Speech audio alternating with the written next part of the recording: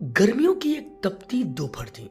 संजय अपने ऑफिस से लौटा ही था। पसीने में तरबतर वह सीधे सोफे पर जा बैठा। मां ने एक गिलास ठंडा पानी लाकर दिया। संजय ने गटगट कर पानी पिया और मां से कहा, मां, पापा कहाँ हैं? मां ने धीमे स्वर में कहा, बेटा, वो अपने कमरे में आराम कर रहे हैं। आज सुबह से कुछ खाए नहीं है, शायद तबीयत ठीक नहीं है।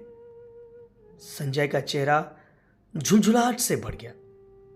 वह गुस्से में पापा के कमरे की ओर बढ़ा। कमरे में पहुंचकर देखा, उसके पिता नारायण जी चुपचाप बिस्तर पर लेटे थे। उनका चेहरा थका हुआ सा लग रहा था। पापा, संजय ने तेज आवाज में कहा, पूरी जिंदगी काम किया आपने, लेकिन बचत के नाम पर कुछ भी नहीं।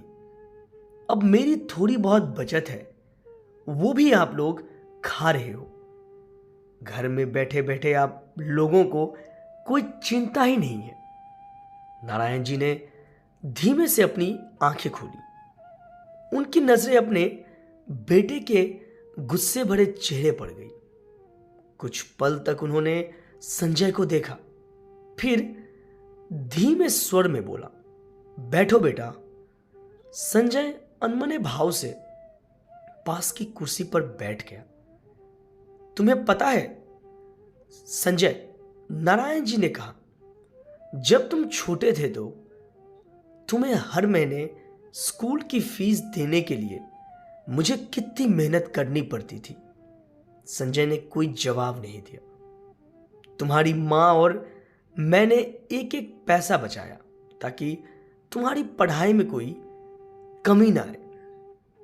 तुम्हारी हर जरूरत पूरी करने के लिए हमने अपने सपनों को कुर्बान कर दिया।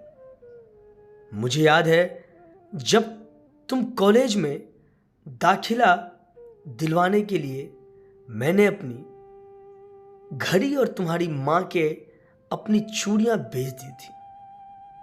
नारायण जी की आवाज थोड़ी भारी हो गई। उन्हें एक लंबी सांस ली और फिर कहा, तुम्हारे लिए मैंने कभी अपनी जरूरतों की परवाह नहीं की। नए कपड़े नहीं खरीदे, दोस्तों के साथ वक्त नहीं बिताया, सिर्फ इसलिए ताकि तुम आराम से जी सको। संजय की आंखें थोड़ी नम हो गई, लेकिन उसने कुछ कहा नहीं। और अब नारायण जी ने आगे कहा, जब मेरी उम्र ऐसी हो गई है तो मैं काम नहीं कर सकता, तो तुम्हें लगता है कि तुम्हारी बचत खा रहा हूं? संजय ने शर्म से सिर झुका लिया। नारायण जी ने अपने बिस्तर से उठकर संजय के कंधे पर हाथ रखा और कहा, बेटा, पैसा सब कुछ नहीं होता। रिश्ते, त्याग और प्यार की कीमत किसी बैंक बैलेंस से नहीं लगाई जा सकती। जो मैंने और तुम्हारी मां ने तुम्हारे लिए किया, वह हमारा फर्ज था, और अब जो तुम कर रहे हो वह तुम्हारा फर्ज है। संजय की आंखों से आंसू गिरने लगे। उसने अपने पिता के पैर पकड़ लिए और कहा, पापा, मुझे माफ कर दीजिए। मैंने गुस्से में बहुत बड़ी गलती कर दी। नारायण जी ने मुस्कुराते हुए कहा, गलती को समझना और उसे सुधारना ही सबसे बड़ी सीख है। मैं तुमसे कुछ नहीं चाहता बेटा, बस इतना चाहता हूं कि तुम अपने बच्चों के लिए वही कर सको जो हमने तुम्हारे लिए किया। उस दिन संजय को समझ में आया कि बचत और पैसे से बड़ा त्याग और रिश्तों का महत्व होता है। उसने ना सिर्फ अपने पिता से माफी मांगी, बल्कि उनके प्रति अपने व्यवहार को भी बदल दिया। घर के माहौल में अब प्यार और सम्मान का एक नया एहसास था।